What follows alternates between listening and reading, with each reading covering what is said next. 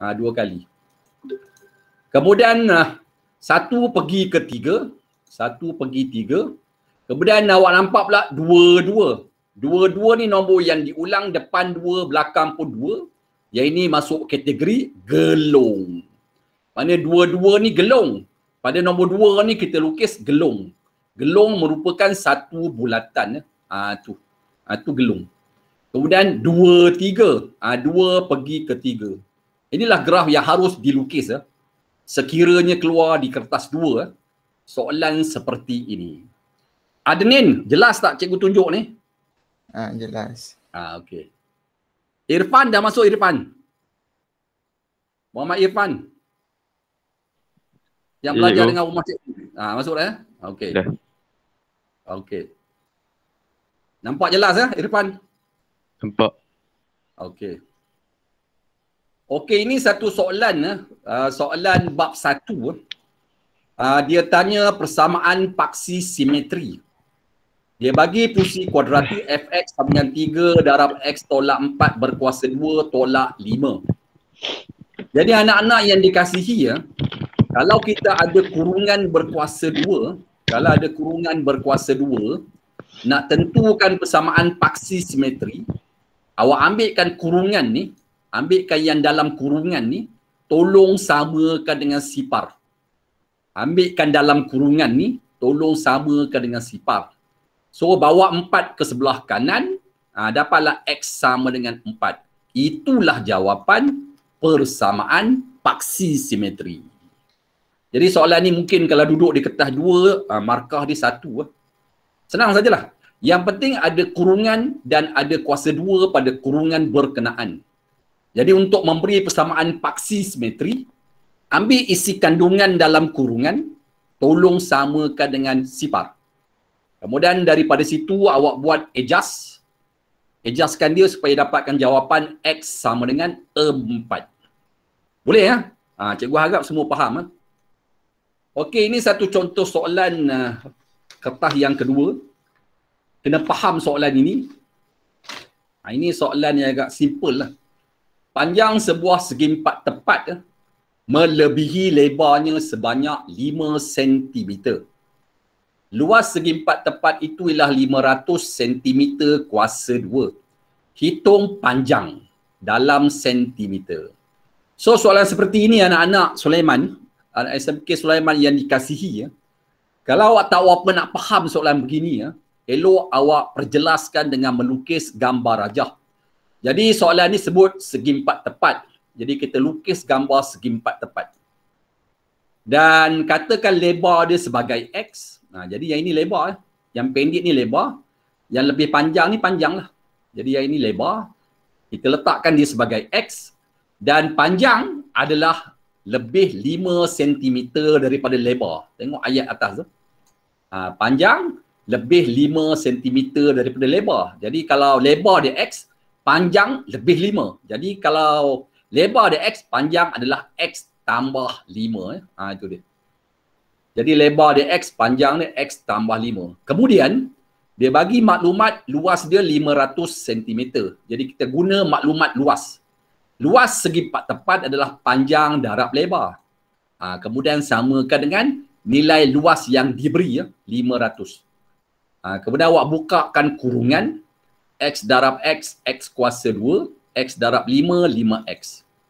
Kemudian bawa 500 tu ke sebelah kiri, dapatkan bentuk arm persamaan kuadratik. Kemudian daripada sini awak lakukan proses pemfaktoran. Kena tunjuk pemfaktoran. Kalau tidak, markah tak diberi dalam peperiksaan. So kita guna pemfaktoran. Ini dia punya pemfaktoran dia.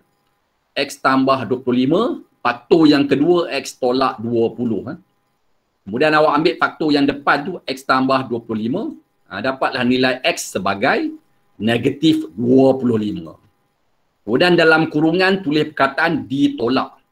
Sebab X ni sebagai simbol untuk lebar. Lebar tak boleh bacaan dalam negatif.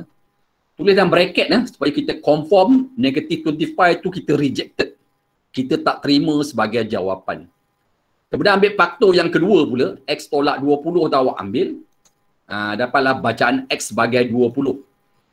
Jadi jawapan ni kita terima sebab nilai dia positif. Jadi masa periksa nanti tolong sedar, X itu merupakan lebar.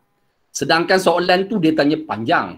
Dan kita dah gariskan di sini, panjang adalah X tambah 5. Jadi tak boleh berhenti pada 20. Kita tak jawab jawapan, tak jawab soalan lagi ni. Dia nak panjang, panjang adalah X tambah 5. Jadi kita ganti X dengan 20, dapatlah nilai panjang dia sebagai 25. Okey, anak-anak Sulaiman boleh faham tak ni? Bagi respon? Boleh. Okey. Adakah cikgu cakap laju ni? Tak. Boleh ya? Okey. Tak. Okey, ini tahun 2018 SPM ulangan. Kertas 2 soalan nombor 3. Ini soalan dalam bahasa Inggeris. Boleh baca di situ. Ini soalan dalam BM lah. Salihah berumur P tahun. Aiman adalah 4 tahun lebih tua daripada Salihah.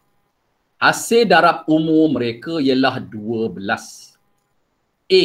Berdasarkan maklumat di atas, bentukkan satu persamaan kuadratik dalam sebutan P. B. Cari umur Aiman. Jadi umur Salihah ni diberitahu dalam soalan ni P tahun. Okey, tubas sini ada tak di talian? Tubas sini. Tubas sini. Ada tak dalam talian? Tak ada.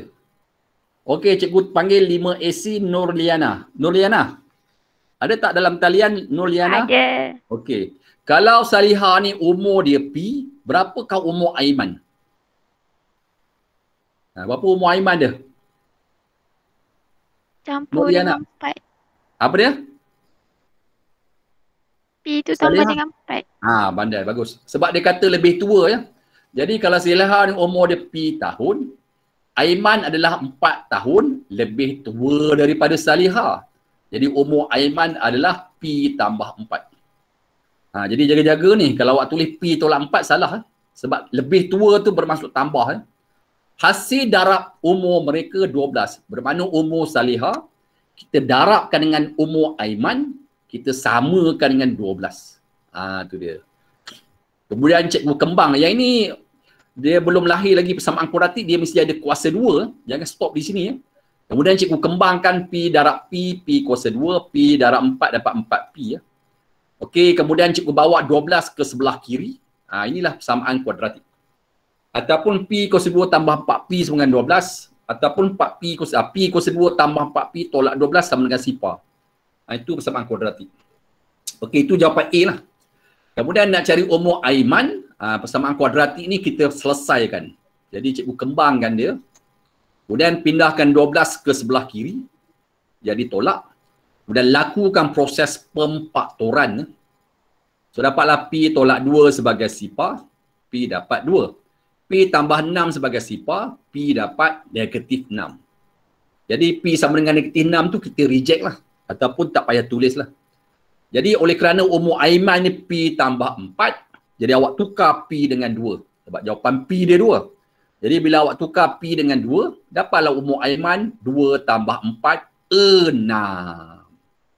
Jadi 6 ni kecil lagi lah ni. Belum, baru kindergarten. Kindergarten. Jadi umur Aiman 6. Umur Salihah 2 tahun. Oh, Salihah ni adik pada Aiman.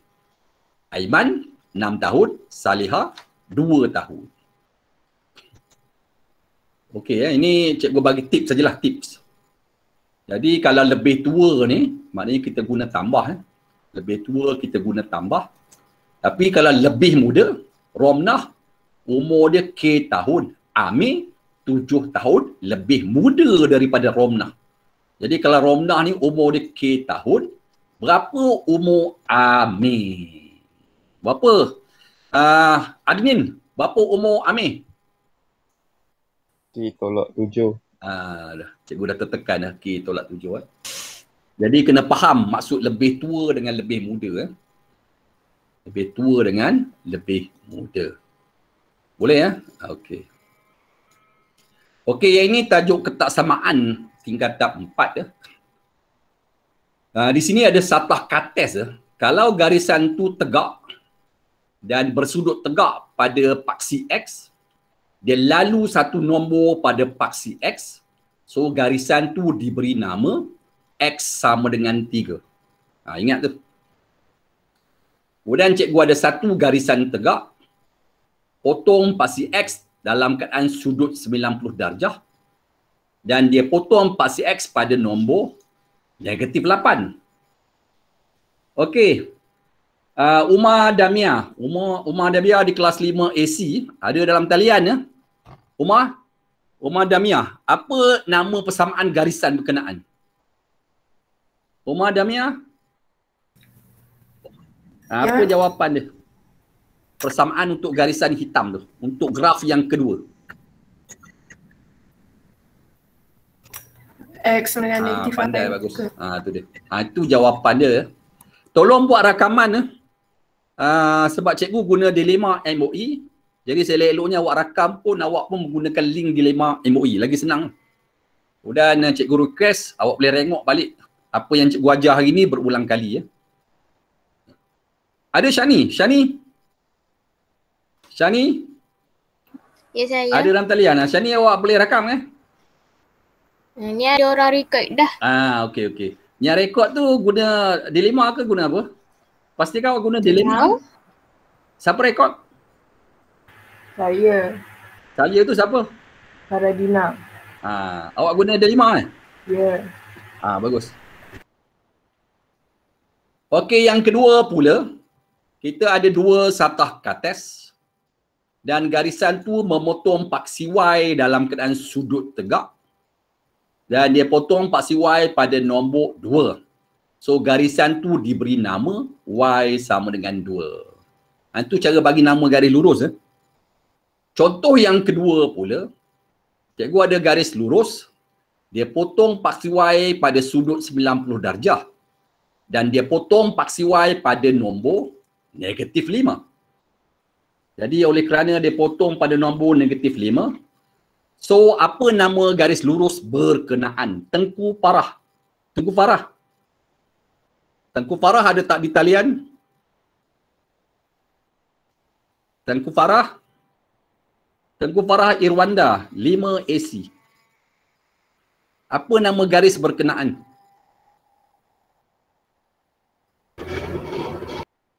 Y sama dengan? 5. Y sama dengan negatif 5. Negatif 5. Sebab dia potong pada negatif 5, letak negatif 5 di sebelah belakang. Okey, cikgu nak tengok. Takut ada yang baru masuk, cikgu nak admit sekejap ya. Tak ada. Baru ada 61 orang ni, 62. Okey, boleh ya. Irfan, nampak tak cikgu punya slideshow? Irfan? Dapat tu. Okey, yang ini contoh yang kedua, yang seterusnya. Ada satu garisan, dia lalu pusat asalan O, kemudian dia lalu satu koordinat. Dan koordinat tu didapati dua nombor yang sama. X 9, Y pun 9. Oleh kerana dia datang daripada pusat asalan O, dia lalu satu koordinat yang mempunyai dua nombor yang sama. So jawapan garisan ini diberikan nama, tolong berikan nama garisan ini Y sama dengan X. Sebab nilai X dengan nilai Y dia sama. Jadi garisan tu diberi nama Y sama dengan X. Okey, macam mana pula untuk contoh yang kedua? Ini contoh yang kedua. Garis ni lalu pusat asalan O, kemudian dia lalu dua koordinat. Koordinat pertama negatif 4, 4 dan koordinat yang kedua 3, negatif 3. So Irfan, tolong bantu cikgu. Garis tu apa persamaan dia Irfan? Irfan? Dia potong dua koordinat negatif 4, 4, koordinat kedua 3, negatif 3. Jadi garis tu apa Irfan? Apa dia punya persamaan? Irfan? Habibah? Habibah di kelas 5 AC? Ada tak di talian?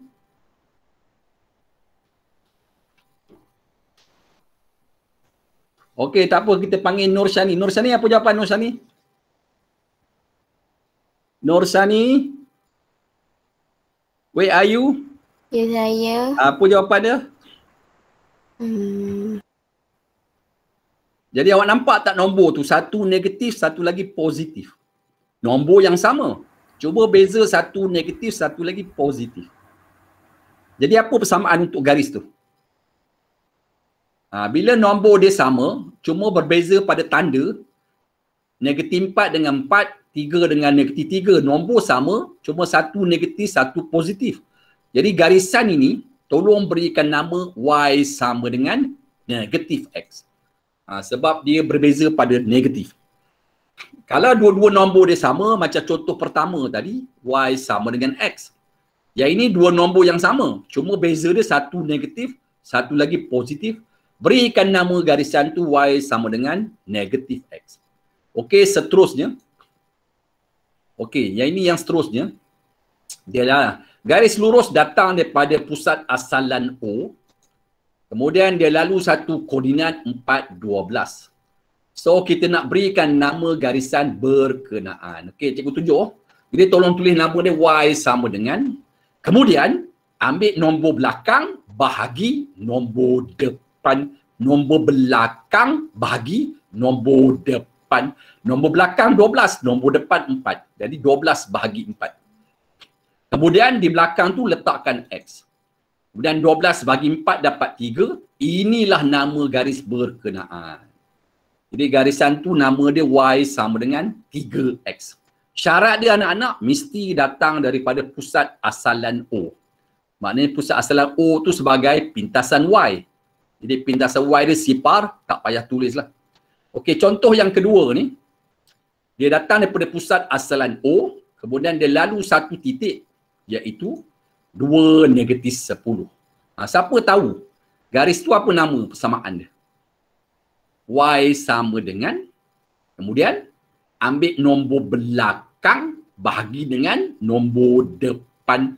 Nombor belakang bahagi nombor depan. So Y sama dengan negatif 10 bahagi 2. Kemudian di belakang tu tolong tulis X.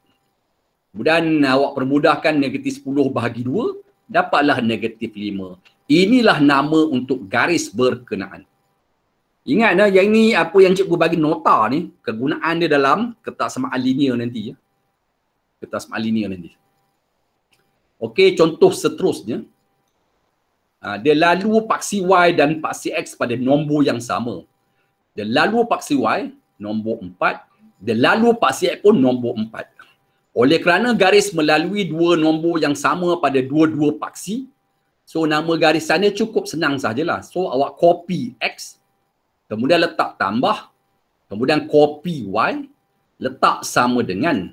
Disebabkan dia lalu dua nombor yang sama, dua-dua nombor 4, letak 4 di belakang. Itu kaedah memberi nama. Sekiranya garisan tu lalu dua nombor yang sama pada dua-dua paksi. Jadi kalau kita nak bagi jawapan dalam bentuk kecerunan, pindahkan X tu ke sebelah kanan. Dapatlah jawapan Y sama dengan 4 tolak X. Kalau nak bagi dalam bentuk kecerunan lah. Kalau bagi jawapan X tambah Y sama 4 pun dikira betul lah. Dikira jawapan yang betul. Okey, contoh yang di bawah ni pula. Garis lurus ni, dia potong paksi Y pada nombor 2. Dia potong paksi X pada nombor 3. Dua nombor yang berbeza. Jadi kalau nombor dia berbeza, kaedah nak memberikan nama awak tolong guna kaedah darab. 3 tu dipaksi X darab dengan Y. 3 dipaksi X darab dengan Y. Dapat 3Y. Tambah 2 darab dengan X. 2 dipaksi Y darab dengan X. Dapat 2X. Kemudian sama dengan 2 dengan 3 tu cikgu darab, dapat 6. Letak 6 di belakang. Itulah nama garis berkenaan. Nombor dipaksi X darab dengan Y. Nombor dipaksi Y darab dengan X. Dua nombor tawak darab, letak di sebelah kanan. Jadi garisan tu nama dia 3Y tambah 2X sama dengan 6. Kemudian kalau nak jadikan bentuk kecurunan, kita adjust lah. Kita pindahkan 2X ke kanan, pindahkan 3 jadi bahagi. Dapatlah jawapan dalam bentuk kecurunan. 2 tolak 2 per 3X. Y sama dengan 2 tolak 2 per 3X. Okey, kita pergi soalan kertas 2. Ini contoh soalan lah. Kertas samaan linear. Dia bagi kawasan berlorek yang berwarna merah tu. Dia minta 3 kertas samaan. Jadi senang lah. Jadi kita cuba ambil satu persatu. So tengok mouse cikgu. Garisan ni mendata. Garisan ni mendata. Dia potong paksi Y, nama dia Y. Dia potong paksi Y pada nombor 6, letak 6 di belakang. Kemudian untuk memberi jawapan ketaksamaan, kita copy Y dengan 6. Copy. Dan garisan tu padu. Bila garisan padu mesti ada tanda sama dengan. Kawasan lorek duduk di bawah. Bila kawasan lorek tu duduk di bawah, guna simbol lebih kecil. Inilah jawapan yang pertama. Sama dengan ni sebab garisan dia padu, garisan dia solid line. Kemudian yang kedua pula, cikgu ambil garisan yang condong ni. Garisan ni duduk. Garisan condong ni dia lalu pusat asalan O, kemudian dia lalu koordinat 5, 10. So nak memberi nama dia macam cikgu ajar tadi, awak tulis Y sama dengan ambil belakang bagi hadapan, belakang bagi hadapan 10 bahagi 5. Kemudian letak X di belakang. Letak X di belakang. Dan 10 bahagi 5 dapatlah 2X. Itu nama garis berkenaan. Kemudian kita copy jawapan tu. Kemudian awak tengok garisan ni padu. Mesti ada sama dengan kawasan lorek duduk di atas. Bila kawasan lorek duduk di atas, guna simbol lebih besar. Dan ada tanda sama dengan sebab garisan ni solid line. Jangan lupa. Kemudian untuk garisan yang ketiga pula, garisan putus-putus. Dia potong paksi Y pada nombor 6 dan dia potong paksi X pun pada nombor 6. Oleh kerana dia potong dua paksi nombor yang sama, cara nak bagi nama ikut cikgu ajar tadi. Kita salin X, salin tambah, salin Y, salin sama dengan dia potong dua nombor yang sama, 6. Letak 6 di belakang. Kemudian jawapan ni kita letak sebagai jawapan ketaksamaan. Tanda sama dengan jangan tulis. Kemudian tengok garisan putus ni. Bila garisan putus ni dia merupakan garisan bintik-bintik. Jadi kawasan lorek duduk di atas guna tanda lebih besar. Bila garisan ni bintik-bintik, garisan ni putus-putus, tanda sama dengan tak payah tulis. Jadi itulah jawapan yang ketiga. Ni. Ingat garisan putus-putus tiada tanda sama dengan pada jawapannya. Okey anak-anak SMK Sulaiman, boleh faham apa yang cikgu ajar ni? Respon? Boleh. Okey, bagus. Faham. Okey, bagus. Boleh Okey, bagus. Kita tengok penangkulan logical reasoning. Yang ini bab 3 matematik tingkatan 4. Oh, nampak pisang tu, banana tu. Oh, kuning. Sedap tu. Okey, ini satu contoh. Dia minta jawapan Converse. Kemudian selepas tu tolong declare Converse tu true ataupun false. Converse ni bahasa Inggeris. Dalam BM bermaksud akas. Kita nak cari jawapan akas. Apa jawapan akas? Apa jawapan dia Siti Zulaika? Jawapan akas.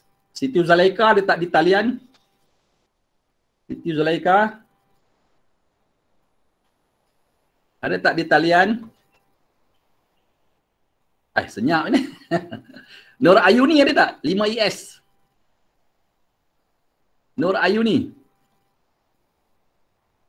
Nur Ayuni.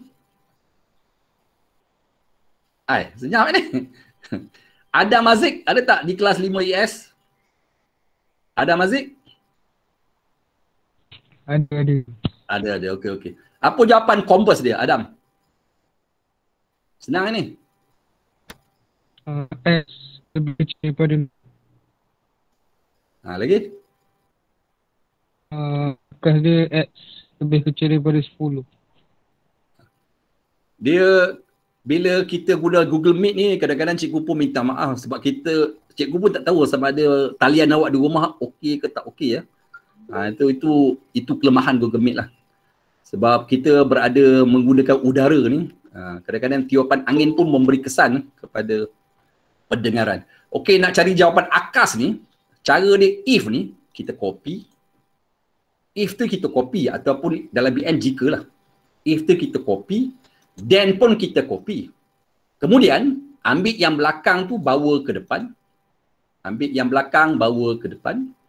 Ambil yang depan ni, pindah ke belakang. Itu dia punya akas ataupun jawapan converse. Senang saja. Copy if, copy then, belakang bawa ke depan, yang depan bawa ke belakang. Okey. Kemudian cikgu nak tanya, Siti Zulaika Awaludin, 5 ES, adakah converse ni dalam situasi true ataupun false? Benar ataupun palsu? Siti Zulaika Awaludin, ada tak dalam talian? Siti Zulaika? Okey, cikgu tanya Sanjita. Sanjita, where are you? Ada cikgu. Okey, Sanjita, true ke false? True ke false? Macam mana nak tentu benar ke palsu ni? Sanjita, true ke false? Kita ambil maklumat depan ya. X less than 10. Awak pilih satu nombor X yang kurang daripada 10. Jadi cikgu pilih 9. Cari nombor yang kurang daripada 10 yang hampir dengan 10. Jangan ambil satu. Cari nombor yang kurang daripada 10 yang berhampiran dengan 10. Jadi nombor yang kecil daripada 10 yang berdekatan dengan 10 cikgu pilih 9.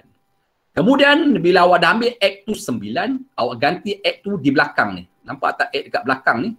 Tukarkan X di belakang tu dengan 9 yang awak pilih ya. Jadi X ni cikgu tukar dengan 9. Jadi awak nampaklah 9 lebih kecil daripada 6. 9 lebih kecil daripada 6 merupakan cerita yang palsu. Jadi jawapan dia the converse is false. Jadi converse ataupun akas ni dalam kategori palsu. Itu kaedah dan anak-anak. Jadi nak declare true ataupun false, ambil maklumat depan ni, pilih satu nombor yang hampir dengan 10, lepas tu ganti kat belakang ni. Daripada situ awak nampaklah true ataupun false. Okey, cikgu bagi ya. Ini dalam BM, akas adalah palsu. Okey, kita cuba tengok yang ini pula. Okey, yang ini pula cikgu nak tanya. Tubas sini.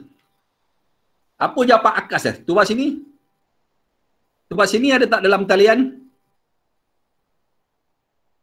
Tubas sini? Tubas sini ada tak? Tak ada? Sebab Okey, sebab dia kata tadi dia ada emergency. Okey, tak apa. Dia masuk lambat Yugita ada. Okey, tak apa. Yugita ada tak dalam talian?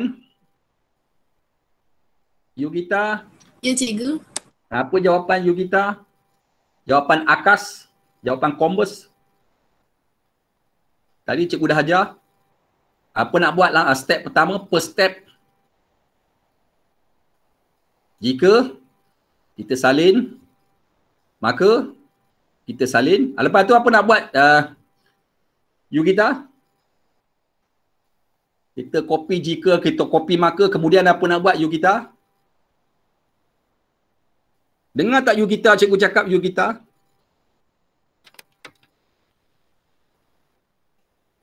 Ambil yang belakang ni kita bawa ke depan. Kemudian awak ambil yang depan ni pindah ke belakang. Okey.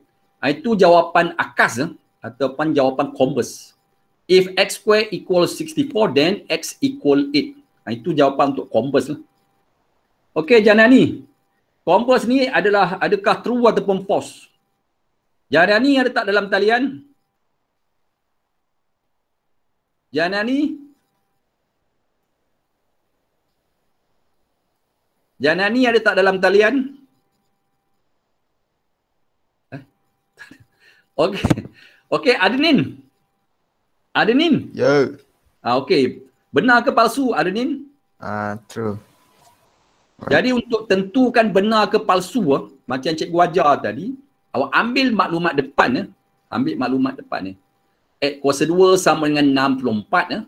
Kemudian kuasa 2 tu bila cikgu pindah ke sebelah kanan dia jadi square. Square root. Dia jadi square root. Okey. Dan square root 64, jawapan dia 8. Jadi Adnin, jawapan dia benar ke palsu Adnin? Benar. Jawapan dia benar ke palsu Adnin? Benar. Jawapan dia palsu.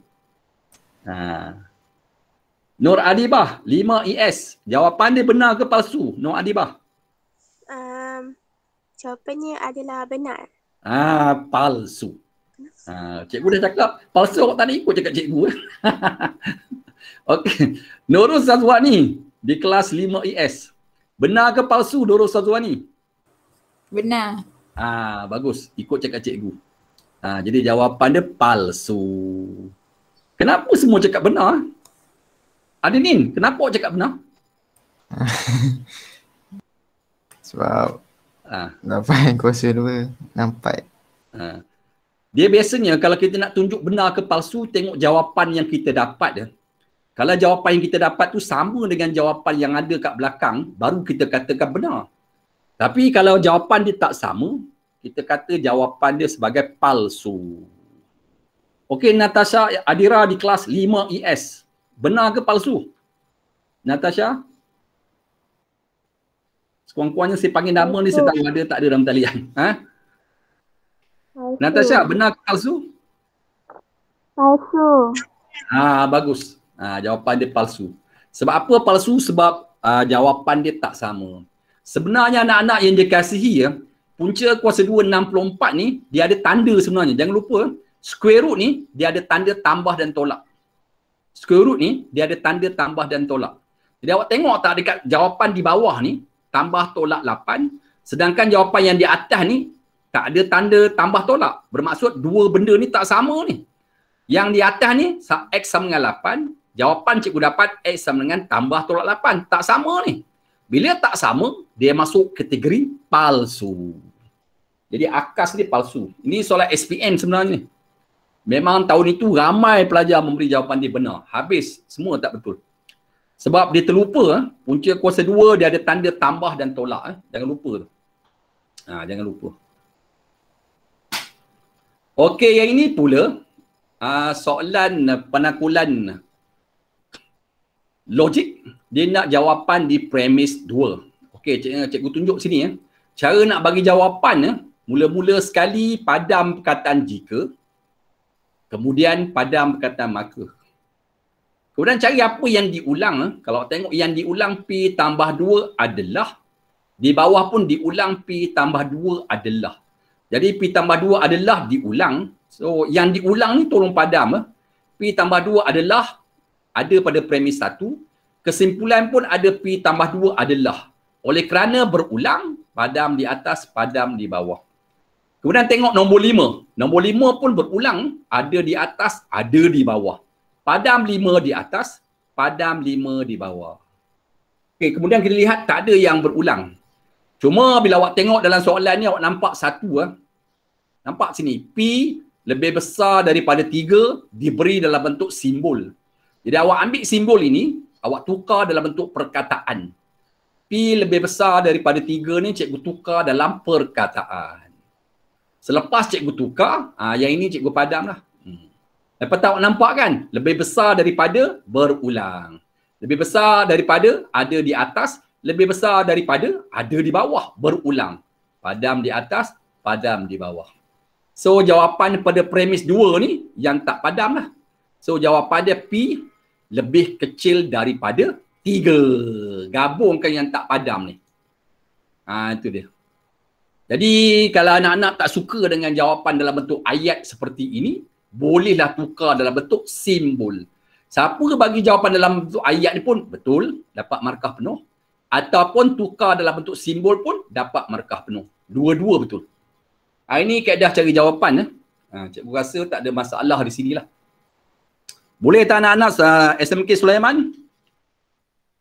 Boleh faham tak ni? Boleh. Boleh. Okey, ini contoh yang kedua. Sama juga. Lengkapkan kesimpulan dalam hujah berikut. Dia nak jawapan pada kesimpulan. Premis 1, jika n tambah 1 ialah nombor genap, maka n ialah nombor ganjil. Premis 2, 24 bukan nombor ganjil. Jadi dia nak jawapan pada kesimpulan. Jadi kita guna kaedah yang sama tadi. Langkah pertama, kita nampak perkataan jika, kita padam. Langkah kedua, kita nampak perkataan maka, kita padam. Kemudian awak cari benda berulang. Jadi awak nampak n di atas, n di bawah. N dengan n berulang. Padam n di atas. Nampak tak ni? N ni berulang ni. Bawah pada n ni. Jadi padam n di atas, padam n di bawah. Kemudian kita nampak perkataan nombor ganjil. Ataupun awak nampak perkataan yelah. Perkataan yelah ni berulang. So padam di atas, padam di bawah. Kemudian nombor ganjil pun berulang ni. Perkataan nombor ganjil pun berulang. Padam di atas, padam di bawah. So itulah jawapan yang tak padam. So jawapan dia 24. Nampak tak 24 ni? 24 tambah 1 bukan nombor genap. Saya nak beritahu di sini anak-anak SMK Sulaiman, bila awak gabung benda yang tak padam ni, gabung dalam bentuk matematik yang benar lah. Jangan awak gabung, awak tulis tambah 1 nombor genap, 24 bukan. Itu bahasa Jepun tu, orang tak faham. Jangan tulis jawapan tambah 1 nombor genap, 24 bukan. Itu bukan ayat matematik ni. So jawapan dia kena tulis 24 tambah 1 bukan nombor genap. Gabungkan, jadikan ayat matematik yang sebenar. So 24 tambah 1, kemudian ambil perkataan bukan, lepas tu ambil perkataan nombor genap. Dan jangan tulis 25. Awak jangan selesaikan 24 tambah 1 sebagai 25. Siapa tulis 25 bukan nombor genap, kosong markah. Sebab ini penakulan logik. Kita beri jawapan apa yang kita dapat. Jangan selesaikan. Boleh faham tak anak-anak SMK Sulaiman? Boleh. Respon? Boleh. Okay. Di masa awak berada di tingkatan 4 dulu, cikgu ajar macam ni ya? Sama tak macam ni cikgu ajar masa tingkatan 4? Tak. Tak apalah. Yang penting apa kaedah pun tak apa, yang penting awak dapat markah penuh. Okey, ni satu lagi contoh kita nak jawapan pada premis 2. Premis 1, jika matrik ABCD mempunyai songsang, maka AD tolak BC tidak sama dengan C par. Premis 2 dia nak jawapan, kesimpulan matrik ABCD tidak mempunyai songsangan. Jadi step pertama, kita padam jika.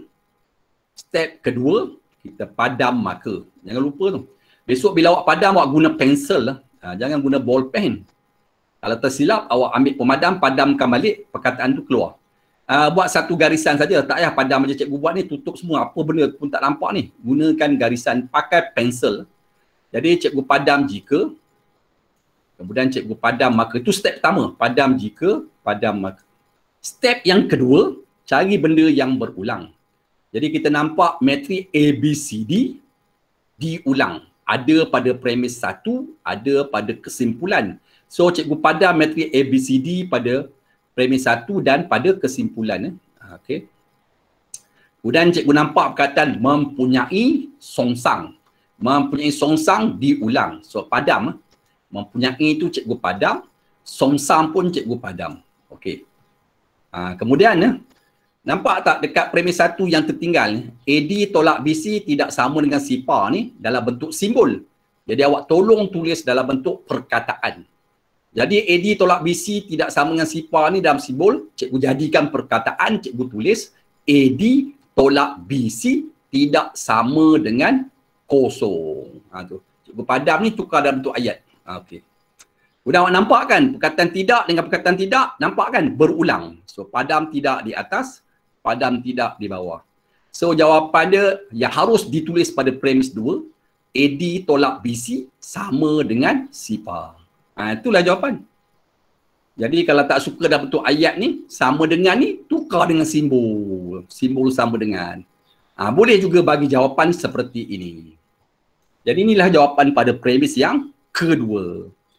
Anak-anak SMK Sulaiman, tolong bagi respon, boleh faham? Boleh.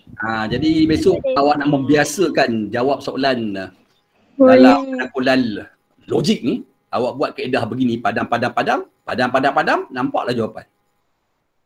Guna pensel, jangan padam dengan ballpen.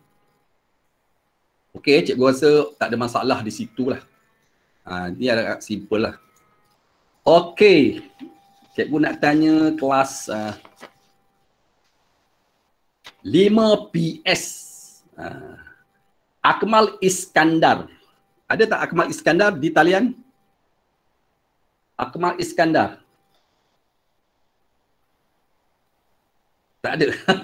Intan Roswani 5PS. Tak ada. Chong Zin Yan. Oh, tak ada. Anisha? Anisha anak perempuan Vera Naden. Oh, tak ada juga. Okey, 5TS. Aiman Irsyad. Tolong respon . Awak ada dalam talian tu, respon lah. Tak apa, cikgu nak tanya. Salah tak apa. Aiman Irsyad 5TS. Ada tak? Tak ada. Muhammad Firdaus? Oh, Ada. ada. Okey, Muhammad Firdaus. Apa jawapan antijadian dan akibat? Muhammad Firdaus. Antijadian dia Y kurang daripada sifar. Okey, akibat? Akibat dia Y ialah nombor negatif. Pandai. Bagus. Muhammad Firdaus. So, untuk yang tak mengetahui kaedah memberi jawapan, mula-mula sekali awak padam jika, kemudian tolong padam maka. Itu kaedah dia lah. Jadi apa yang timbul di depan tu, awak salin, tolong tulis pada antijadian. Kemudian yang duduk di belakang ni, salin bulat-bulat, tolong tulis pada jawapan akibat. Itulah jawapan antijadian dan juga akibat. Tolong ingat kalau siapa dah lupa tolong ingat Tak lama dah sebenarnya ni. Ni sekarang dah masuk pertengahan bulan Julai. Awak akan pergi kepada SPM pada bulan Mac 2022. Awak boleh hitunglah berapa hari yang tinggal. Tak lama dah nak SPM. Kalau kita leka jam kita. Okey, yang ini pula. Kita nak jawapan antijadian dan akibat. Apa jawapan Muhammad Ridwan di kelas 5TS? Muhammad Ridwan ada tak di talian? Muhammad Ridwan bin Abdul Farid. Ada tak di talian? Tak ada. Zul Amri 5TS? Ada.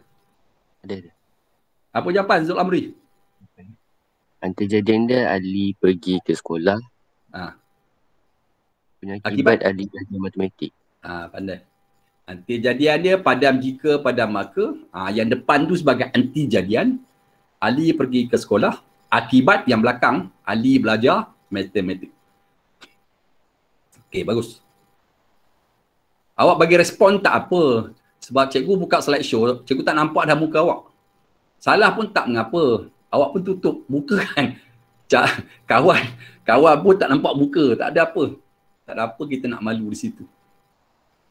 Okey, yang ini tajuk ketaksamaan Ali ni.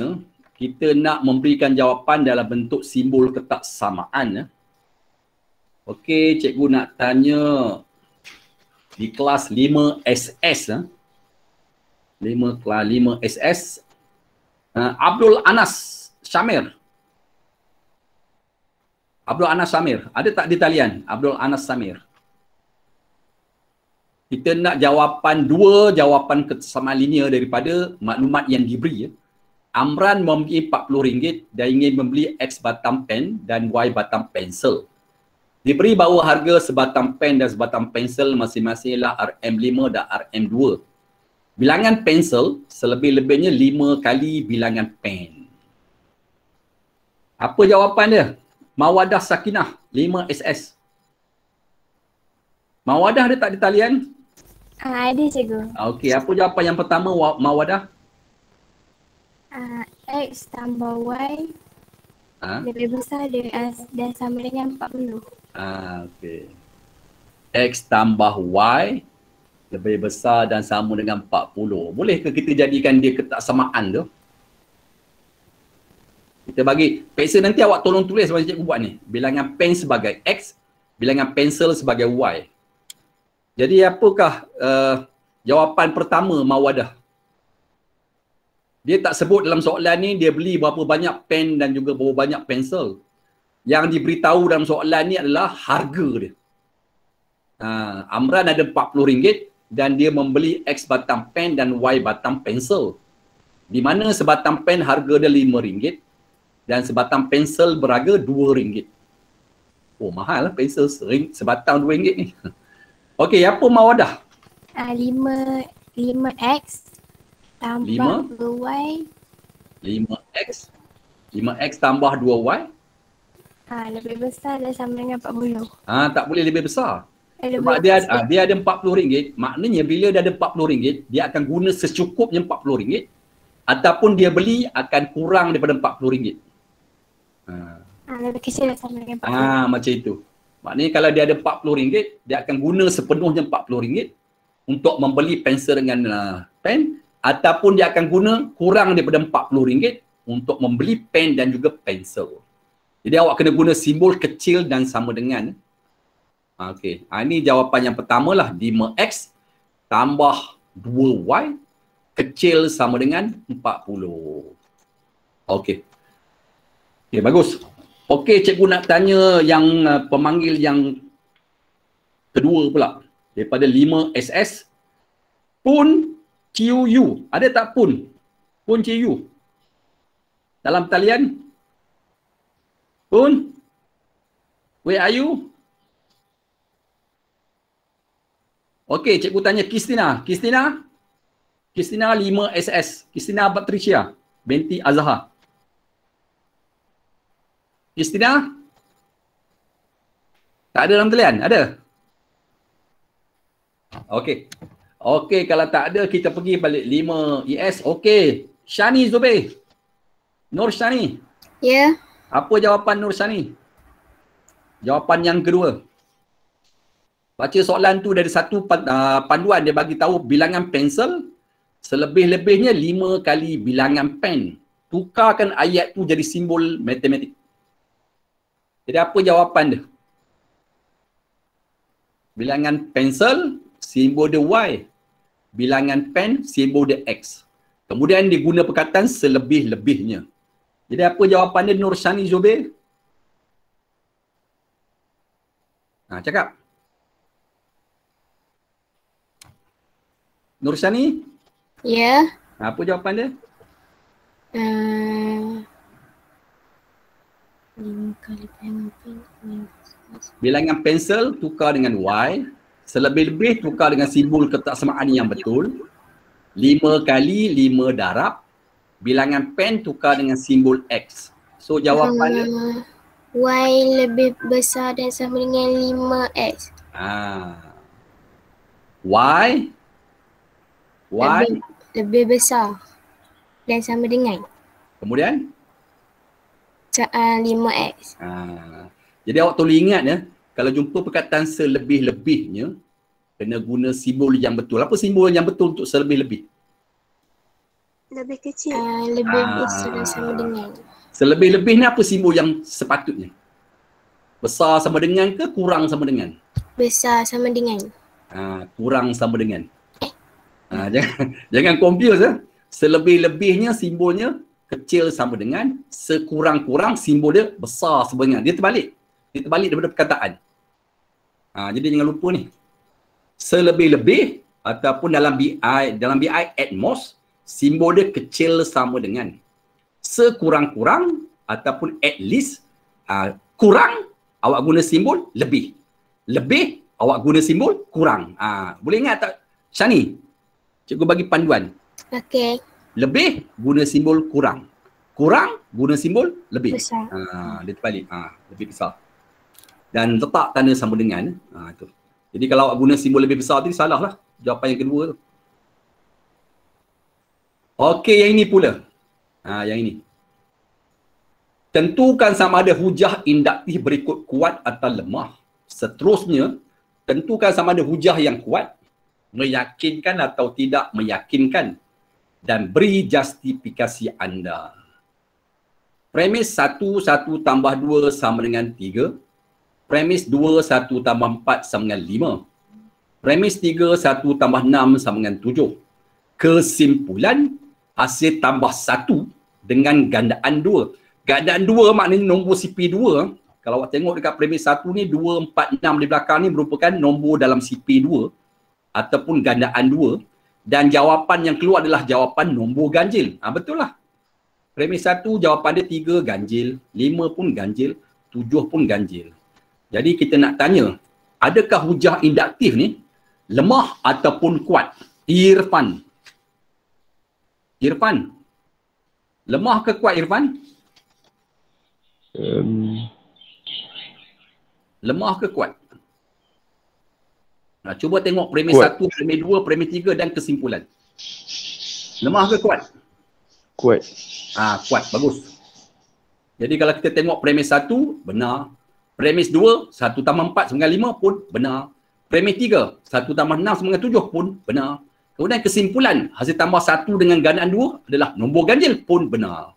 Bila premis dengan kesimpulan semua benar, dengar sini cikgu cakap. Bila premis dengan kesimpulan semua benar, hujah tu masuk kategori strong ataupun kuat. Padam kata lemah. Okey. Kemudian, meyakin ke tak meyakin ni? Irfan. Meyakin ke tak meyakin? Irfan? Meyakin. Kenapa meyakinkan ni? Sebab kesimpulan dia hujah dia kuat. Meyakinkan sebab semua premis dan kesimpulan dia benar. Bila semua premis dan kesimpulan dia benar, dia masuk kategori meyakinkan. Jadi tidak meyakinkan, cikgu padam lah. Jadi dalam soalan tu dia nak justifikasi, dia nak justifikasi ataupun sebab di situ. Jadi awak berilah sebab dia. Kerana semua premis dan kesimpulan adalah benar. Jadi bila meyakinkan ni, ingat anak-anak, besok kalau awak berikan perkataan meyakinkan, tolong tulis dia punya sebab dia sebagai semua premis dan kesimpulan adalah benar. Tolong ingat ya. Meyakinkan, itulah sebab dia. Semua premis dan kesimpulan adalah benar. Okey. Jadi jawapan dia kuat dan meyakinkan kerana semua premis dan kesimpulan adalah benar. Jadi cikgu ulang balik ya. Kalau semua premis dia benar, kesimpulan pun benar, dia masuk kategori kuat. Bila semua premis benar, kesimpulan pun benar, dia masuk meyakinkan. Okey. Okey, yang ini pula. Tengok yang ini pula. Premis 1, 2 ialah faktor bagi 15. Premis 2, 3 ialah faktor bagi 15. Premis 3, 5 ialah faktor bagi 15. Premis 4, 15 ialah faktor bagi 15. Kesimpulan, semua nombor bulat yang boleh membahagi 15 dengan tepat ialah faktor bagi 15. Jadi cikgu tanya di sini, lemah atau kuat? Alia Farhana, 5 ES. Alia, ada tak di talian? Ada cikgu. Lemah ke kuat? Lemah. Jawapan dia kuat. Sebab awak kena tengok kesimpulan. Kesimpulan dia benar ni.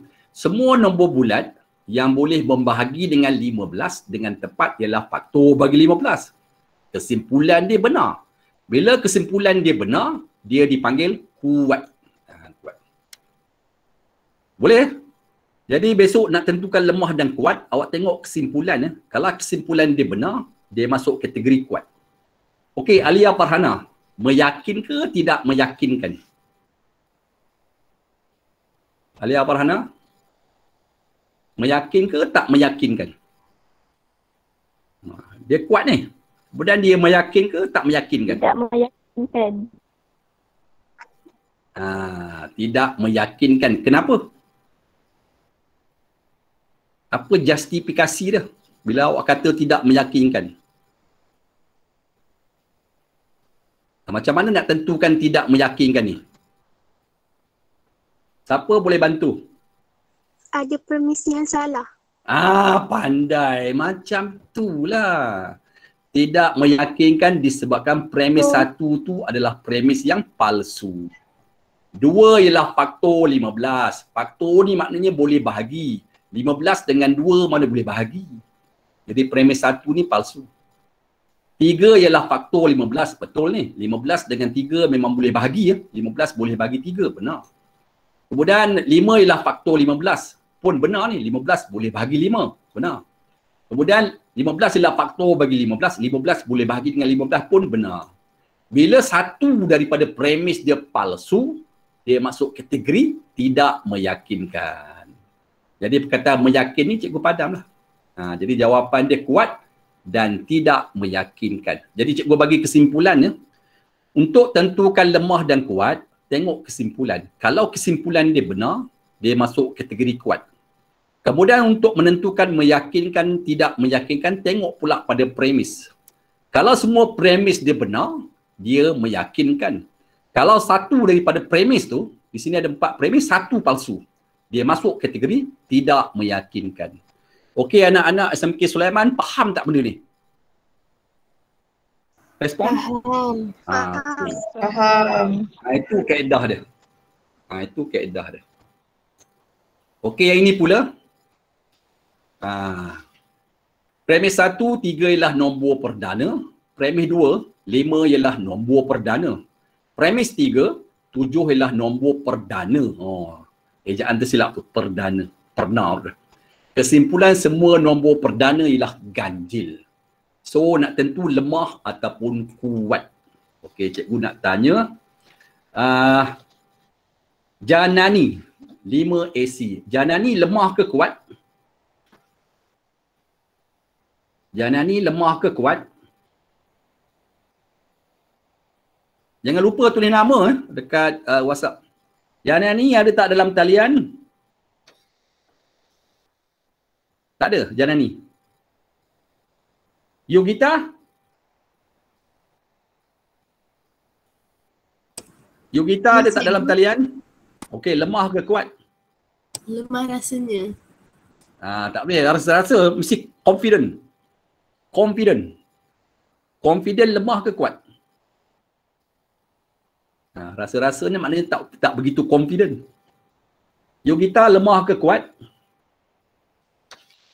Hari ni cikgu hanya lemah. Kenapa awak kata lemah? Jadi perkataan kuat ni cikgu padam lah. Sebab kesimpulan dia palsu.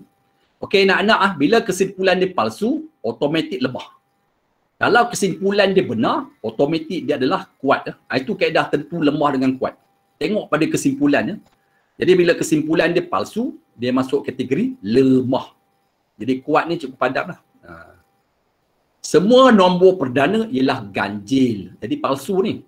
Sebab nombor 2, nombor perdana.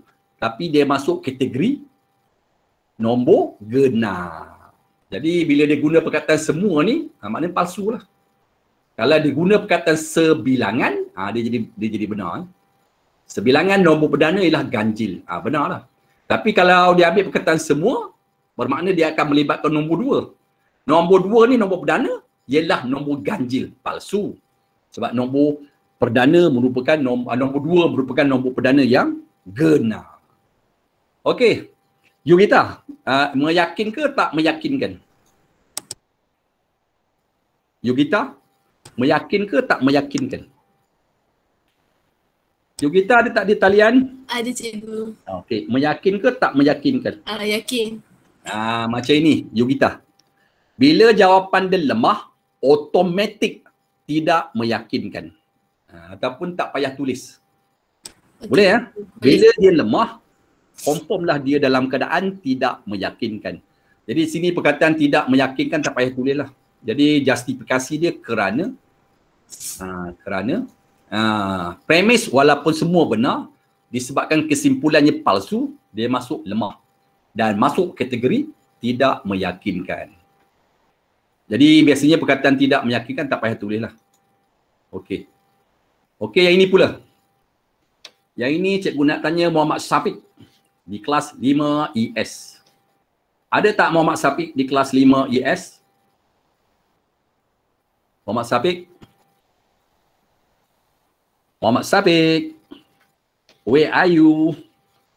Ada tak Muhammad Syafiq? Senyap ni. Okey, Syamin Ikram. 5 ES. Samim? Samim ada tak Samim? Nur Fatihah? Nur Fatihah di kelas 5 ES. Ada ke tak ada? Beri jawapan lemah ke kuat ni? Cikgu dah bagi jawapan, tak apalah. Hujah induktif ni kuat kerana kesimpulannya benar. Kesimpulan dia benar. Premis satu dia palsu. Tapi kesimpulan dia benar. Bila premis satu palsu, dia masuk kuat dan tidak meyakinkan. Bila ada satu yang palsu, dia masuk kuat dan tidak meyakinkan. Hujah induktif yang meyakinkan adalah hujah induktif yang kuat tambah dengan semua premis benar. Okey, cikgu bagi nota di sini. Hujah induktif kuat meyakinkan apabila semua premis adalah benar. Hujah induktif kuat tidak meyakinkan apabila ada satu premis yang palsu. Ada salah satu premis adalah tidak benar. Hujah induktif lemah. Bila lemah, automatik tidak meyakinkan. Apa sebab? Semua hujah yang lemah adalah tidak meyakinkan. Okey ya? Okay, kita tengok pula hujah diduktif. Kita nak tengok hujah diduktif. Jadi hujah diduktif ni dia ada dua lah. Kalau induktif, kuat ataupun lemah. Kemudian meyakinkan atau tidak meyakinkan. Tapi kalau hujah diduktif, jawapan dia antara sah, tidak sah, munasabah atau tidak munasabah. Ini cerita untuk hujah diduktif. Jadi awak cuba tengok soalan ini, adakah hujah dia sah ataupun tidak sah?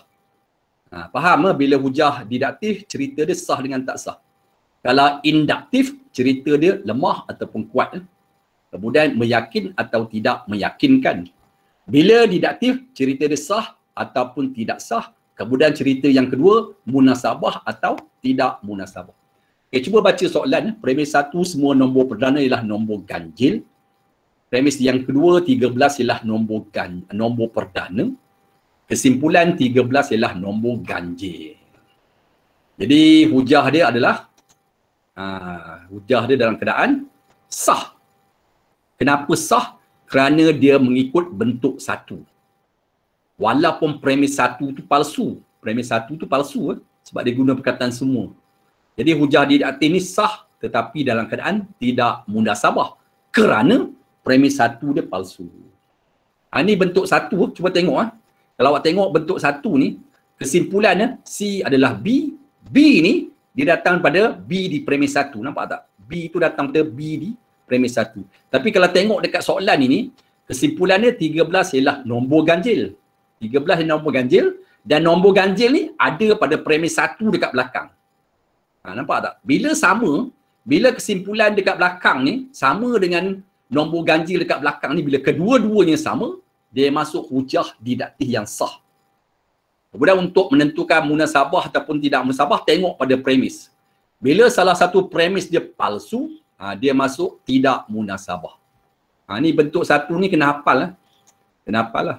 Jadi hujah diduktif tidak munasabah ni apabila sekurang-kurangnya satu premis adalah palsu. Okey, yang ini yang kedua. Boleh? Okey, cuba tengok. Hujah diduktif ni sah kerana kesimpulan dibuat berdasarkan bentuk hujah yang sah walaupun premis satu dan kesimpulan adalah palsu. Premis satu ni palsu. 7 besar pada negatif 3 ni palsu. Kesimpulan dia guna perkataan dan di sini. Dan kalau depan ni palsu, belakang ni benar, dia jadi palsu. Ini dia punya bentuk hujah. Jadi cerita dia samalah. P dan Q adalah benar. Dia datang pada cerita atas. Dia follow. Mana contoh ni dia follow bentuk hujah diduktif yang sah ni. Dia masuk kategori sah lah. Cuma dia masuk kategori sah dalam keadaan kesimpulan dia palsu. Okey, cikgu nak pergi kepada tajuk percukaian. Dengar baik-baik anak-anak, percukaian. Tu comel kucing tu. Bab 4 matematik tingkatan 5. Okey, ini satu contoh soalan objektif tentang cukai. Irfan. Ya, cikgu. Yang mana satu jawapan yang benar? Pilih pernyataan yang benar tentang pendapatan bercukai. Mana satu antara A, B, C, D?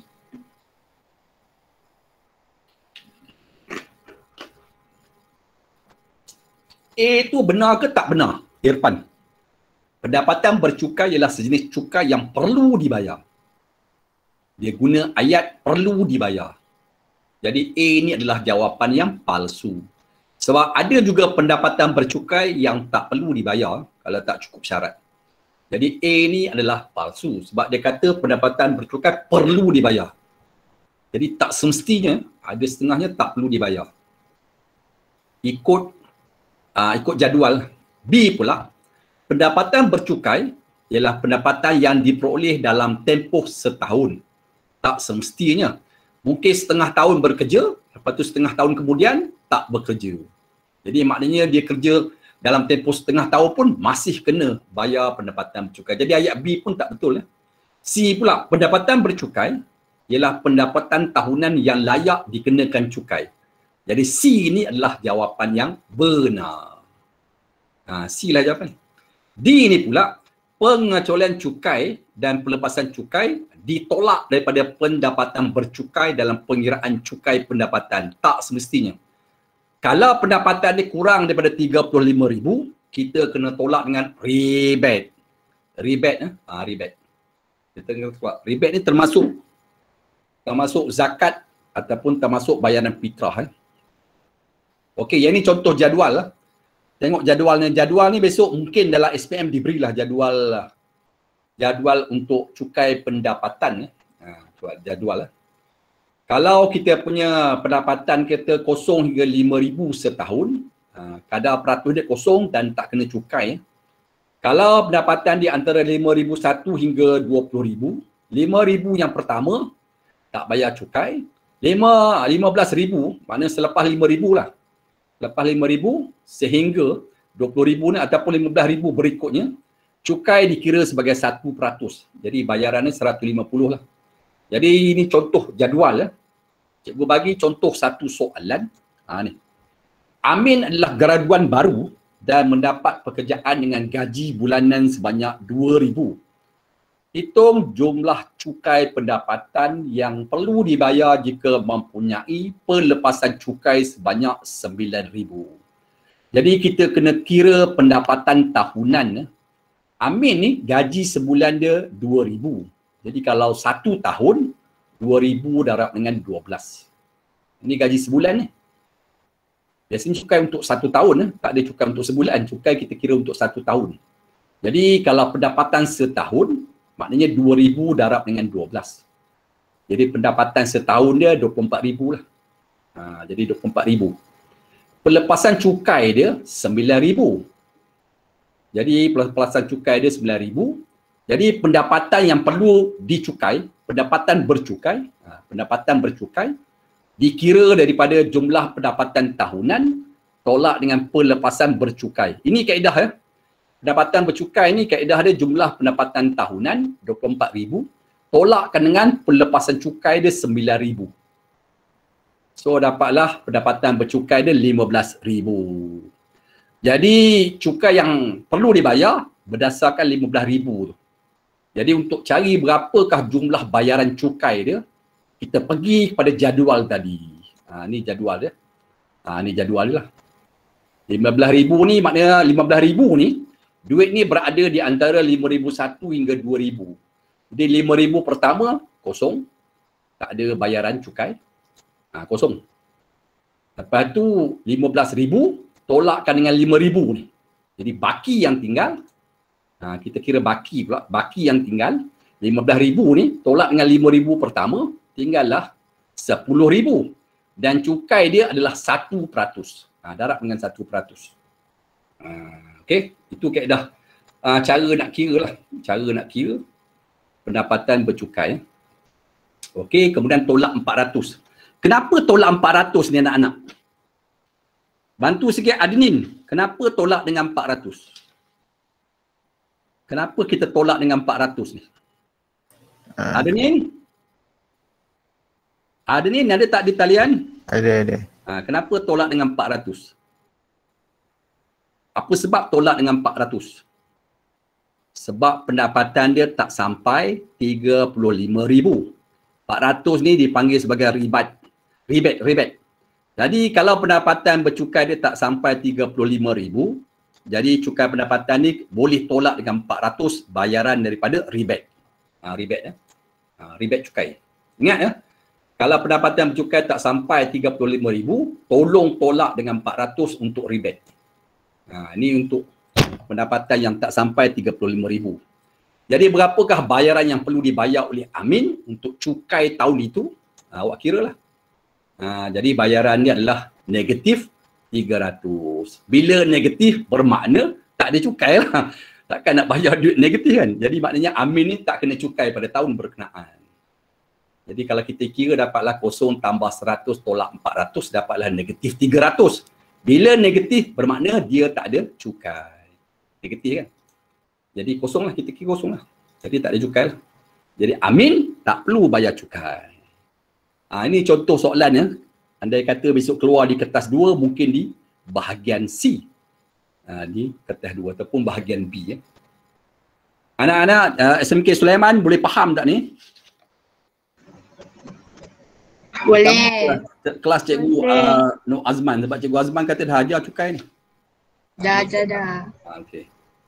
Yang penting awak faham. Okey, ini contoh lagi. Ini jadual cukai.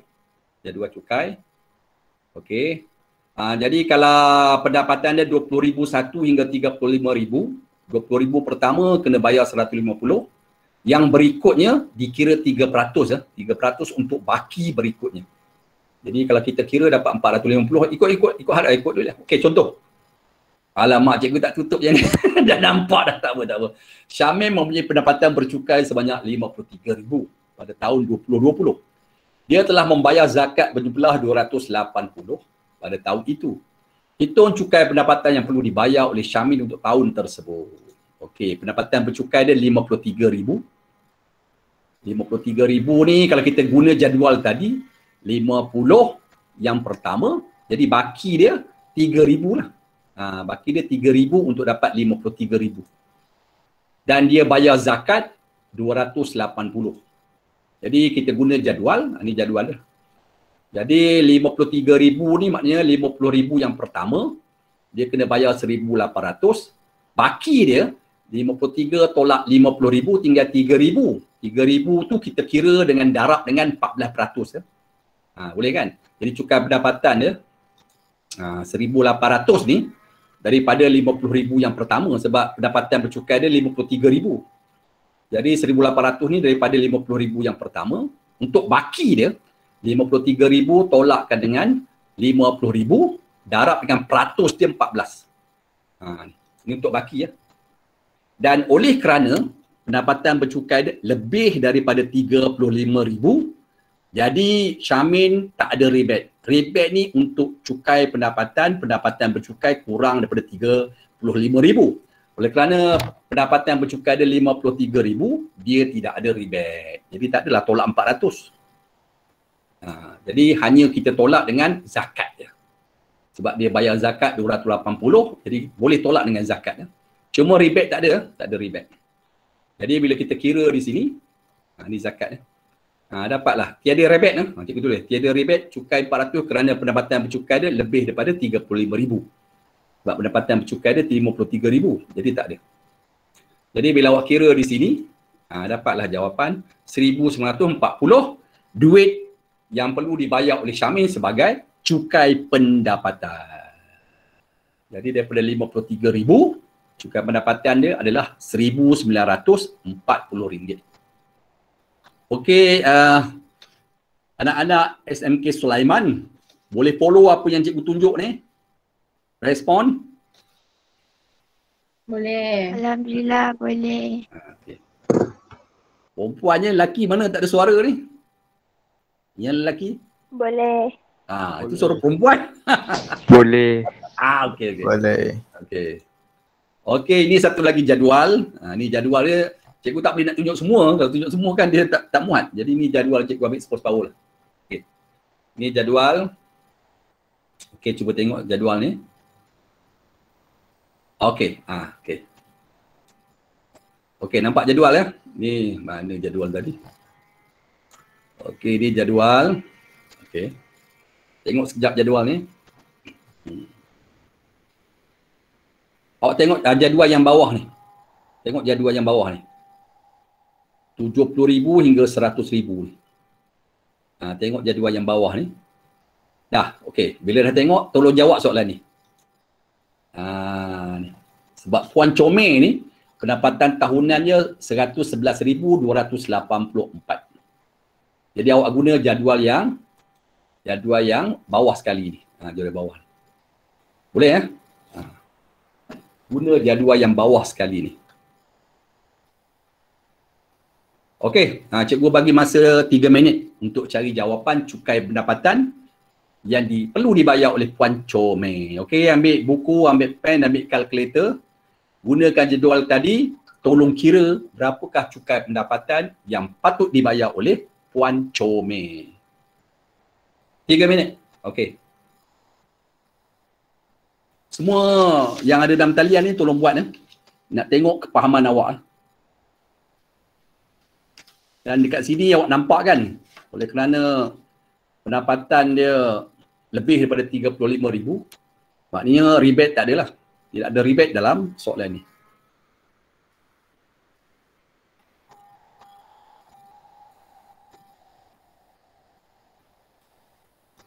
Jadi pendapatan tahunan dia 111,284. Pelepasan cukai dia 21,100. Kemudian zakat dia 1,300. Kiralah berapa cukai pendapatan yang perlu dibayar oleh Puan Comel. Zakat dia 1,300. Pendapatan bercukai. Berapa pendapatan bercukai dia? Pendapatan bercukai mestilah pendapatan tahunan, tolakkan dengan pelepasan cukai, tolakkan dengan zakat. Itu pendapatan bercukai. Ambil pendapatan tahunan, tolakkan dengan pelepasan cukai, tolakkan dengan zakat. Itulah pendapatan bercukai yang harus kita kira. Okey, ni. Ni zakat ni kita tolak kemudian. Jadi pendapatan bercukai ni pendapatan tahunan tolak dengan pelepasan cukai. 99,184.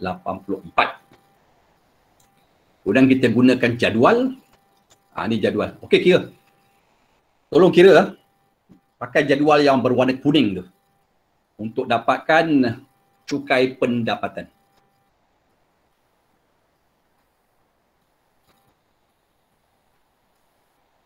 Nanti dalam peperiksaan anak-anak SMK Sulaiman, awak tolong tulis macam cikgu tunjuk ni supaya pemeriksa memahami garis panduan yang awak tulis sebagai jawapan.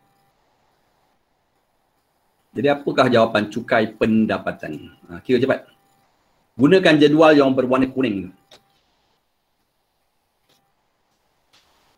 Wong We Wen 5AC. Wong We Wen ada tak dalam talian? Apa jawapan Wong We Wen? Cukai pendapatan.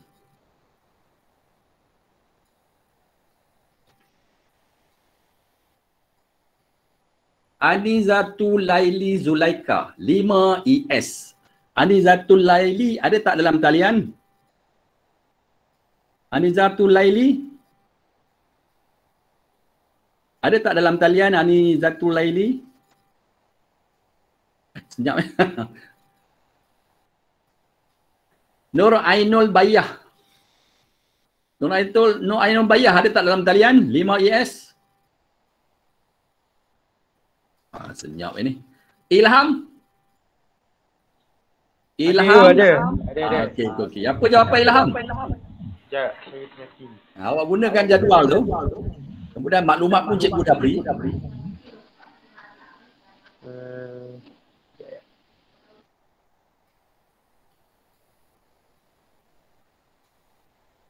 Jadi cukai pendapatan awak pakai jadual, dia kena dalam cukai pendapatan tu kena bayar 4,600 untuk 70,000 yang pertama. Lepas tu baki tu tolakkanlah. 99,184 tolakkan dengan 70,000, darabkan dengan 21% yang ada dalam jadual tu. Kira ada berapa. Kemudian tolong tolakkan dengan zakat yang dibayar. 1,300. Dapatlah jawapan cukai pendapatan yang perlu dibayar oleh Puan Comel. Okey Ilham. Guna kalkulator. Tak ada kalkulator payah ni. Apa dapat? Yang lain-lain pun boleh bantulah. Boleh bagi jawapan. Alif Zakwan. Ada tak dalam talian? 5 ES. Okey, 70,000 pertama ni dia kena bayar 4,600. Okey, 4,600. So baki dia, awak ambil pendapatan bercukai ni 99,184, tolakkan dengan 70,000 yang pertama ni. Okey. Kemudian gunakan jadual, darabkan dengan 21%. Okey. Lepas itu, tolakkan dengan zakat yang dibayar. Sebab dia bayar zakat ni. Jadi zakat boleh tolak lah. Tolakkan dengan zakat 1,300. Okey, lepas tu tak ada rebate ni. Jadi kalau ada rebate, awak tolak dengan 400. Tak ada rebate disebabkan pendapatan bercukai dia melebihi 35,000. Jadi tak ada tolak dengan 400 ya. Cikgu rasa boleh faham kenapa tak ada tolak dengan 400 rebate? Sebab pendapatan bercukai dia sudah melebihi 35,000. Lepas tu kiralah satu persatu guna kalkulator. Dapatlah jawapan. Itulah jawapan cukai pendapatan yang harus dibayar oleh Puan Comel. RM9,428.64. Itu jawapannya. Okey anak-anak. SMK Sulaiman, faham tak ni? Tolong respon. Faham. Tu cikgu bagi nota lagi sekali. Tiada rebate cukai 400 kerana pendapatan bercukai sudah melebihi 35,000. Sebab pendapatan bercukai dia 99,184. Nanti bila awak dah buat rakaman ni, awak boleh tengok balik ya. Berulang kali untuk lebih faham. Okey yang ini. Cikgu bagi. Ni. Oh ni salah kot. Salah susun dia. Kenapa dia pergi C?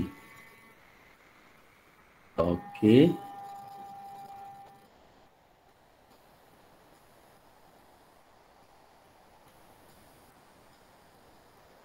Okey, tak apa. Kita tengok soalan ni ya. Soalan ni cikgu dah. Tak apa. Okey, tak apa. Tengok soalan ni. Okey, ni jadual anak-anak. Satu lagi jadual. Cuba tengok jadual ni.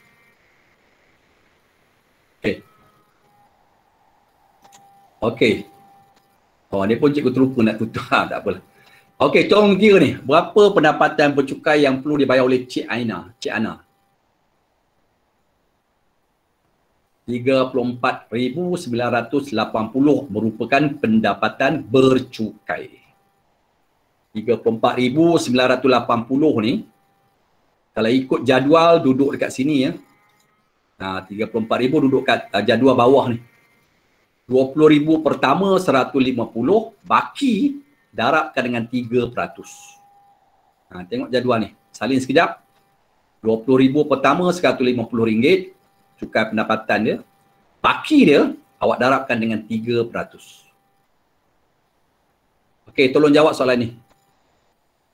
Okey, apa jawapan cukai pendapatan yang perlu dibayar oleh Cik Ana?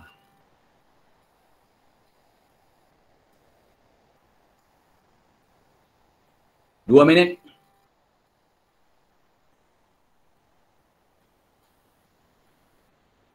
Okey, itu jadual dia. Kira jadual dia tu.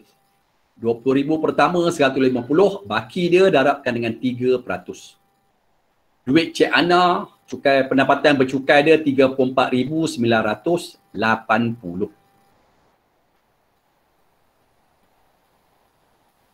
Tolong kira.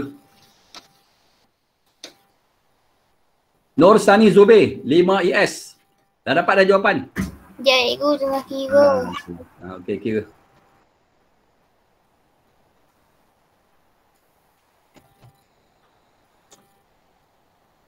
Cukai bagi 20,000 pertama, ikut jadual tu 150. Kemudian kita nak cari cukai atas baki berikutnya. Cukai atas baki berikutnya maknanya 34,980 tolak dengan 20,000 darabkan dengan 3%. Cukai atas baki berikutnya 34,000 ni jumlah semua, tolakkan dengan 20,000 yang pertama ni, ikut jadual darab dengan 3%. Itulah cukai atas baki berikutnya, 449.40 sen. Aku dah awak cari cukai pendapatan. Rebate dia layak. Dia layak menuntut rebate kerana dia punya pendapatan bercukai dia 34,980 tak sampai 35,000. Jadi dia layak menuntut rebate sebanyak 400. Jadi saya dah bagi dah jawapan ni. Awak kira lah berapakah cukai pendapatan. So cukai pendapatan dia berapa? Nur Shani Zubir. Berapa cukai pendapatan Cik Ana kena bayar?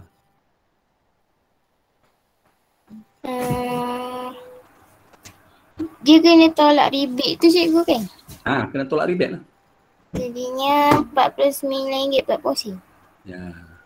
Jadi cukai pendapatan dia awak kena kira, ambil cukai bagi 20,000 yang pertama 150. Lepas tu tambahkan dengan cukai atas baki dia 449.40 sen. Kemudian tolakkan dengan rebate. Itulah jawapan dia. RM199.40 sen. Boleh faham tak ni Nur Sani? Faham. Itu kaedah kiraan. Jadi kalau nak kira cukai pendapatan begitulah. Ambil cukai bagi 20,000 yang pertama tu 150, tambahkan dengan cukai untuk baki dia 449.40 sen. Oleh kerana cukai pendapatan bercukai dia kurang daripada 35,000, dia dapat rebate. Tolakkan dengan 400. Itulah bayaran cukai pendapatan untuk Cik Ana. RM199.40. Okey. Kita cuba tengok pula untuk soalan insurans. Insurans.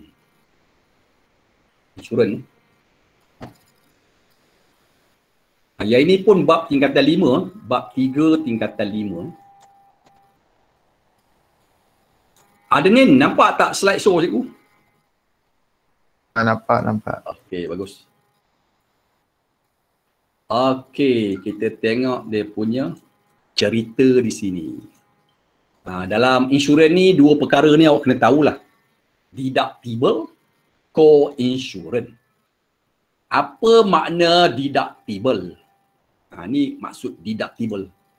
Bayaran terhadap sebahagian kerugian yang perlu ditanggung oleh pemegang polisi. Pemegang polisi ni kita lah. Sebelum layak memperoleh tuntutan daripada syarikat insurans. Deductible ni dia terdapat dalam kontrak insurans harta, insurans perubatan dan kesihatan dan insurans motor. Kereta lah, kereta. Co-insurance ni pula apa maksud? Perkongsian kos dengan keadaan pemegang polisi perlu membayar peratusan tertentu daripada kos manfaat yang layak. Co-insurance ni merupakan perkongsian bersama antara pemegang polisi dengan syarikat insurans. Maknanya pemegang polisi kena bayar, syarikat insurans pun kena bayar atas kadar peratus yang telah dipersetujui dalam kontrak. Okey, ini contohlah. Insurans yang dibeli oleh Ahmad untuk botnya mempunyai deductible sebanyak RM5,000. Jadual berikut menunjukkan kerugian keuangan bagi setiap botnya dalam tahun ini. Dia ada dua jenis bot, bot P dengan bot Q. Bot P ni kerugian dia RM5,500, manakala bot Q kerugian dia RM6,000. Berapakah jumlah tuntutan yang boleh dibuat oleh Ahmad? Jadi soalan macam ini anak-anak yang dikasihi, tolong jawab guna jadual supaya pemeriksa nampak lebih jelas. Kita nak cari jumlah tuntutan yang boleh dibuat oleh Ahmad. Jadi kita buat jadual. Okey. Bot P ni kerugian dia RM5,500. Sedangkan deductible dia RM5,000. Boleh tak dia buat tuntutan? Boleh. Kenapa? Sebab kerugian dia sudah melebihi deductible. Bila kerugian sudah melebihi deductible, boleh tuntut tuntutan. Jadi berapakah syarikat insurans akan bayar kepada Ahmad ni? Maknanya RM5,500 tolak dengan deductible RM5,000. Jadi dia dapatlah RM500 untuk bot P. Kemudian untuk bot Q pula, kerugian dia RM6,000. Boleh tak buat tuntutan? Kerugian RM6,000, deductible RM5,000. Boleh tuntut. Jadi berapa bayaran pampasan yang akan dibayar oleh syarikat insurans? RM6,000 tolak dengan deductible RM5,000. Jadi bot Q ni pampasan akan diterima sebanyak RM1,000. Jadi berapakah jumlah tuntutan yang boleh dibuat oleh Ahmad? 500 tambah dengan 1,000.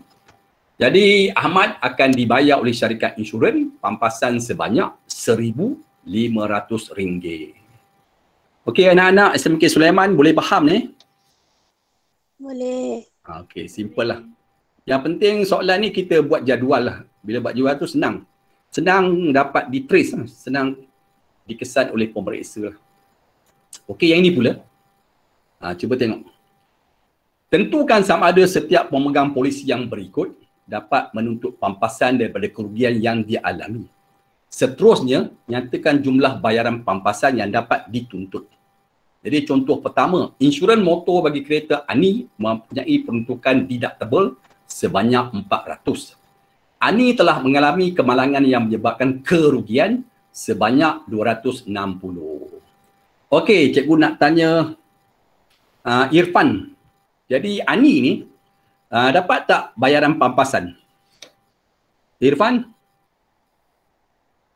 Daripada isu yang diberi ni, Irfan, dapat tak Ani ni pampasan? Kerugian dia 260, deductible dia 400. Irfan?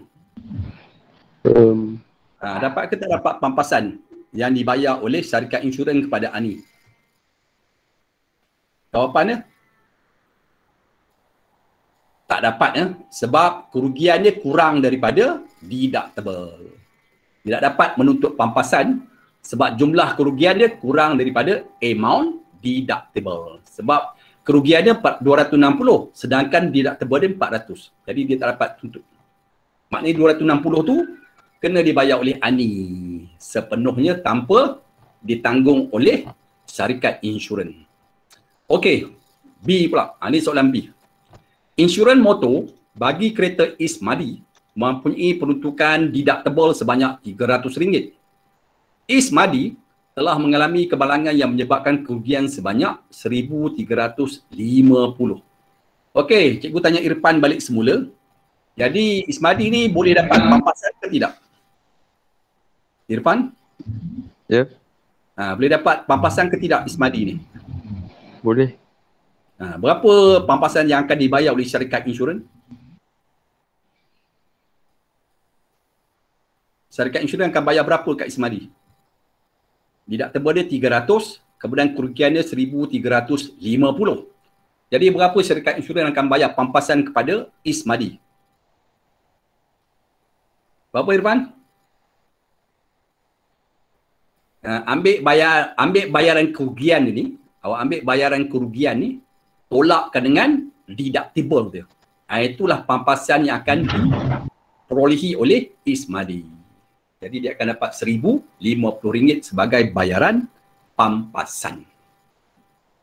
Tolong rakam, memang ada rakaman, jangan lupa tengok balik semula ni.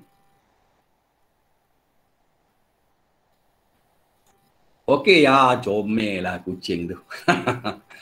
Emma membeli polisi insurans perubatan dengan peruntukan deductible sebanyak RM500 dan peratusan co-insurans 80-20. 80 tu untuk syarikat insurans, 20 tu untuk Emma sebagai pemegang polisi.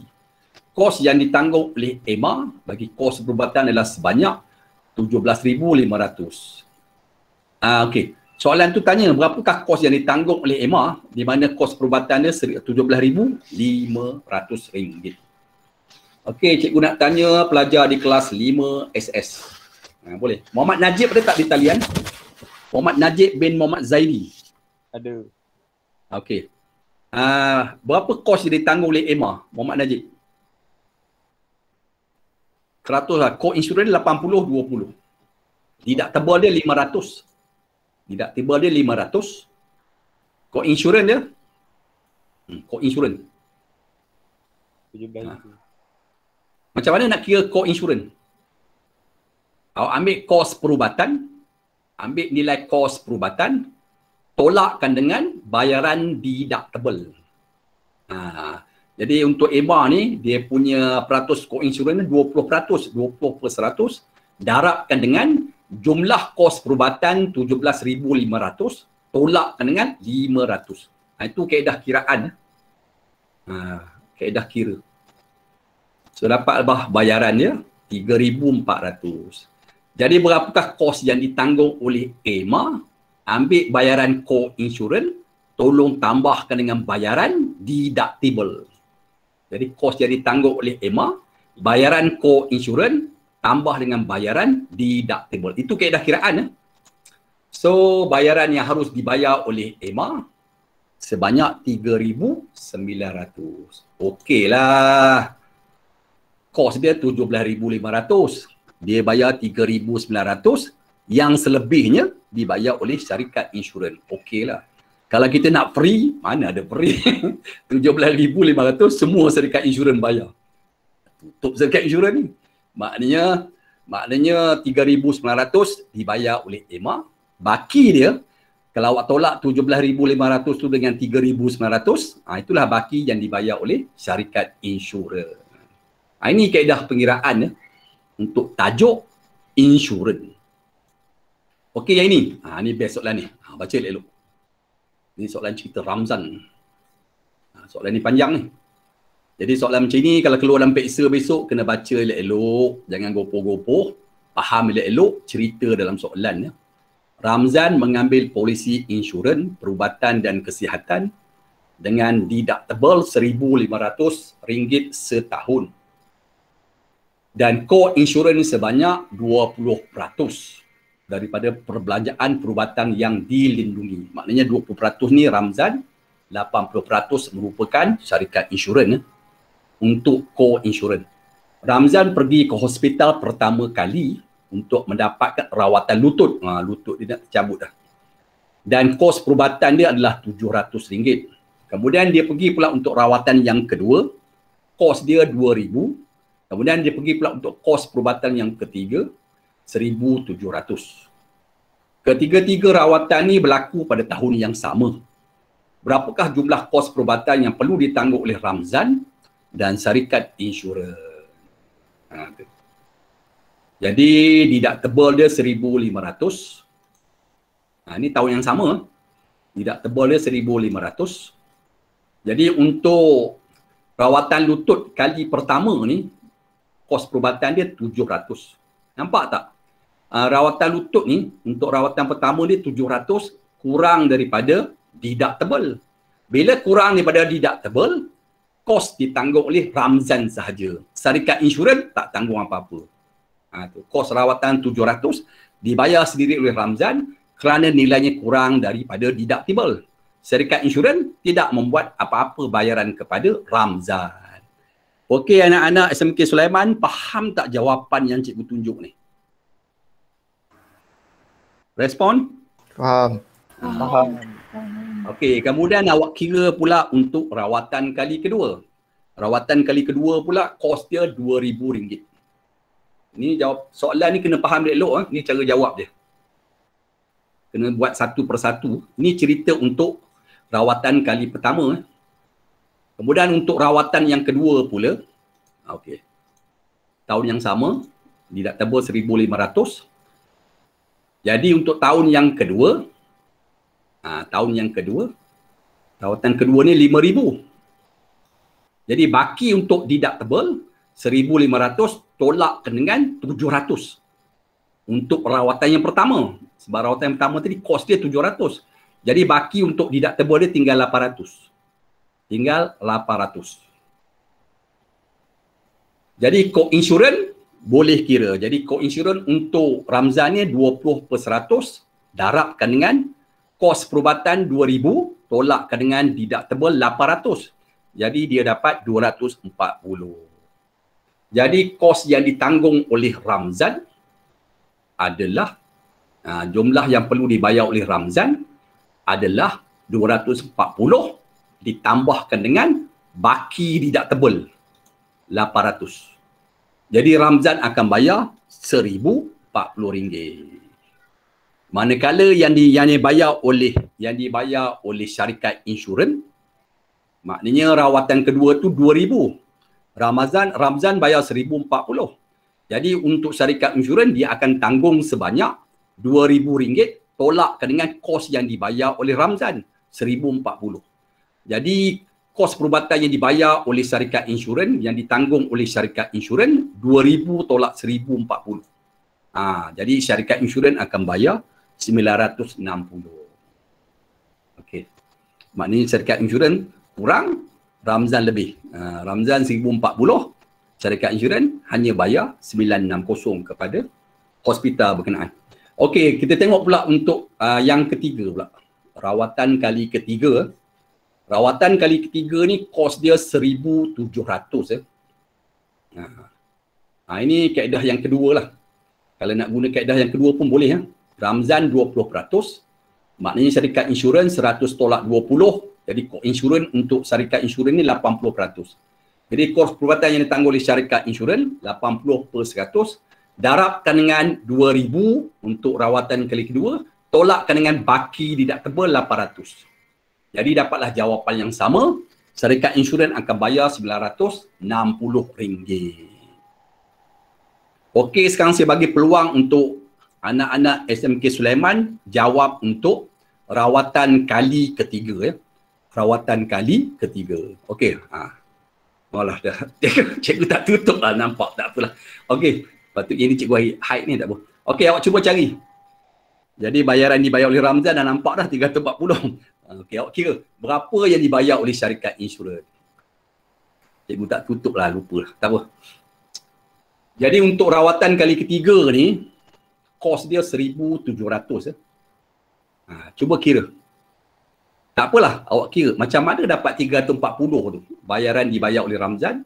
Dan dalam waktu yang sama, tolong pula kira bayaran yang ditanggung oleh syarikat insurans. Okey anak-anak di SMK Sulaiman, semua ada dalam talian ya? Respon? Ada. Okey. Okey, tolong kira. Deductible dia 1,500. Okey, tahun yang sama. Deductible 1,500.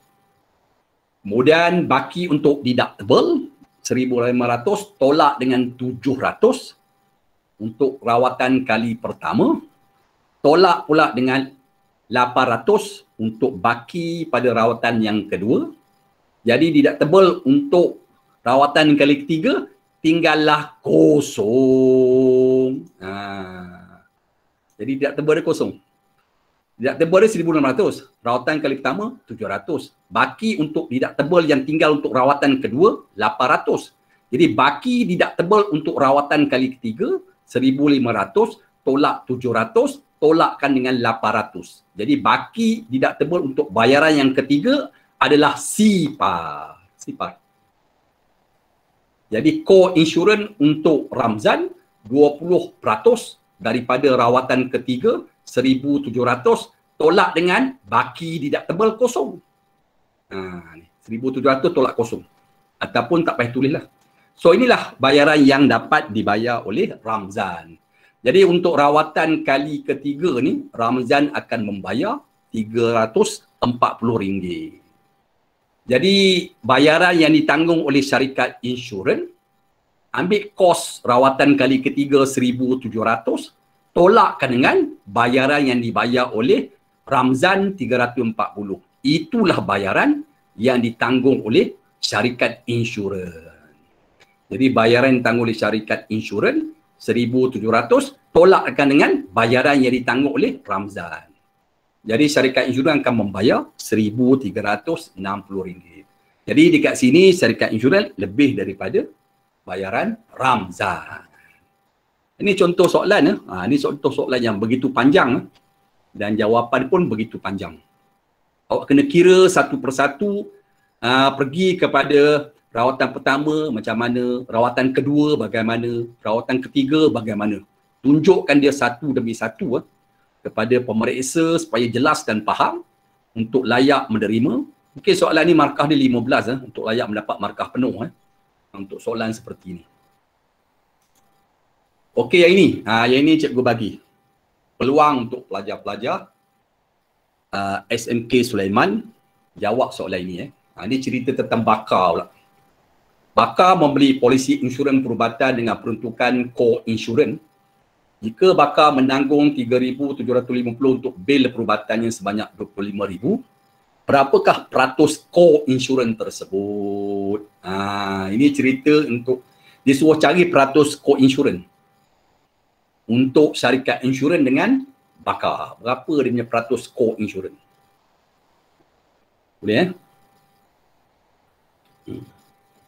Okey, cikgu bagilah 2 minit untuk cari jawapan.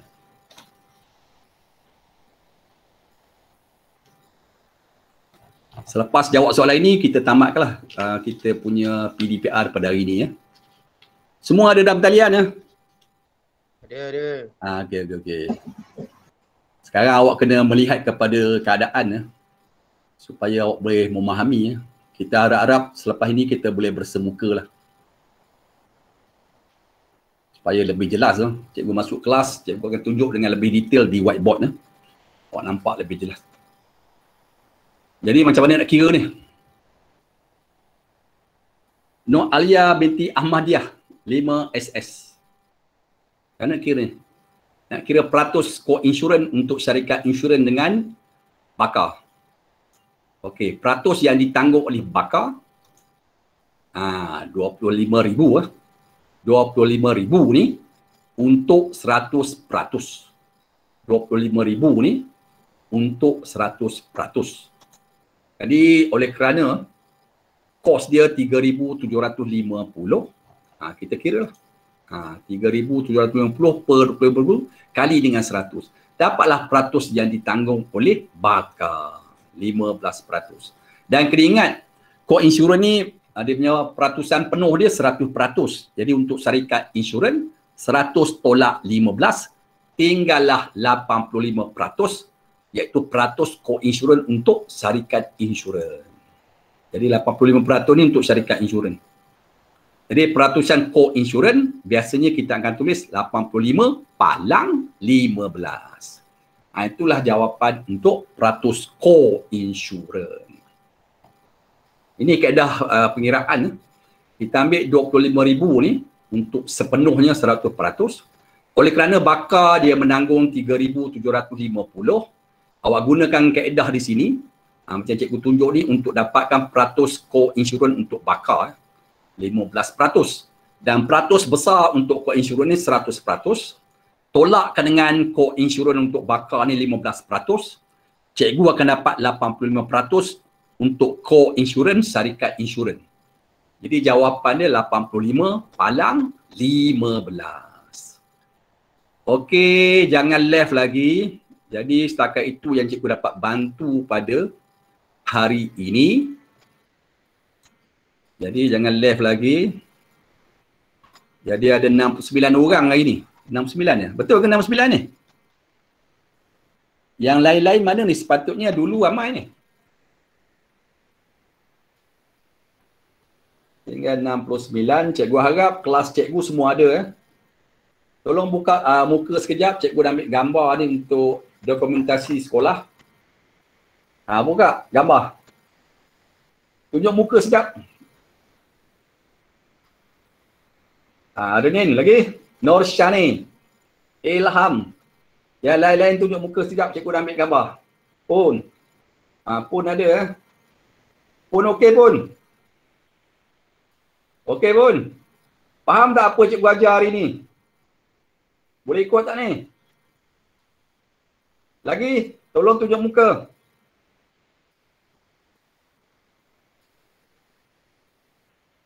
Okey, cikgu dah ambil gambar.